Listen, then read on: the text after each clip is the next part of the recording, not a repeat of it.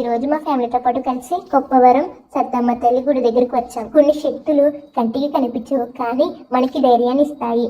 అలాంటి ఒక మహాశక్తి కొలువైన క్షేత్రమే కొప్పవరం. ఇక్కడ వెలిసిన ఆ చల్లని తల్లి శ్రీ సత్తమ్మ తల్లి అమ్మవారు. ప్రతి 2 సంవత్సరాలకు ఒకసారి జరిగే ఈ అమ్మవారి తీర్థం కోసం జనం 1000 కళ్ళతో ఎదురు చూస్తుంటారు. అసలు ఇక్కడ జరిగే జాతర, ఆ వేషధారణలు చూస్తే మైండ్ బ్లాక్ అవ్వాల్సిందే. పదండి, నాతో పాటు మీరు కూడా చూద్దరు గాని అసలు సత్తమ్మ తల్లి అమ్మవారు ఇక్కడ ఎందుకు వెలిశారు? పూర్వం గ్రామానికి దుష్ట శక్తుల నుండి, రోగాల నుండి కాపాడడానికి అమ్మవారు స్వయంగా ఇక్కడ సరిహద్దు దేవతగా వెలిశారని చరిత్ర.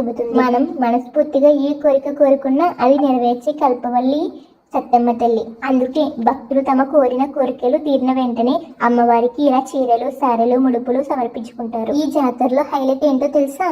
మీరు గమనించి ఉంటే చాలా మంది చిన్నపిల్లలు శివుడిలా, కృష్ణుడిలా, అమ్మవారిలా వేషాలు వేసుకుని కనిపిస్తున్నారు. ఇది ఫ్యాన్సీ డ్రెస్ కాంపిటీషన్ కాదు. దీని వెనుక ఒక బలమైన నమ్మకం ఉంది. పిల్లలు పుట్టని వారు లేదా పిల్లలకు ఆరోగ్యం బాగోలేని వారు, తల్లి నా బిడ్డను కాపాడు, నీ జాతరలో నీ వేషం వేయిస్తాను అని మొక్కుకుంటారు. ఆ తల్లి కరుణించాక ఇలా వేషధారణలో వచ్చి మొక్కు తీర్చుకుంటారు.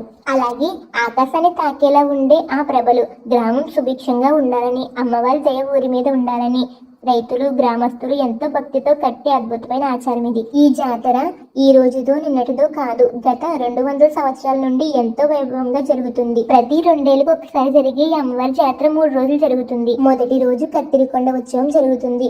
గుడిలో ఉండే ఆ కత్తిరికొండను తల మీద పెట్టుకుంటే ఎన్ని సంవత్సరాల నుండి పిల్లలు పుట్టని వారికైనా సంతానం కలుగుతుందట. అదే ఈ తల్లి మహిమ.